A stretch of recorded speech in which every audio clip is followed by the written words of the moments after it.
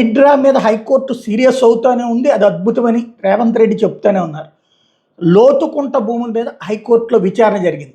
ఆర్మీకి సంబంధించినటువంటి ఆ భూముల వ్యవహారంలో జోక్యం చేసుకునేటట్టయితే హైడ్రా వాళ్ళని ఆర్మీ భూముల్లో కనుక వాళ్ళు అడుగు పెడితే హైడ్రా వాళ్ళని తీసుకెళ్ళి సంఖ్యలతో బంధించమని చెప్పింది. సంఖ్యలు వేయాలని ఆదేశించి హైడ్రా అధికారులకు మొన్న అదే కాన్సెప్ట్ ఏదైతే 2 ఇష్యూస్లో 2 సార్లు రమ్మనమన్నా రానటువంటి హైడ్రా కమిషనర్ మీద తీవ్ర ఆగ్రహం.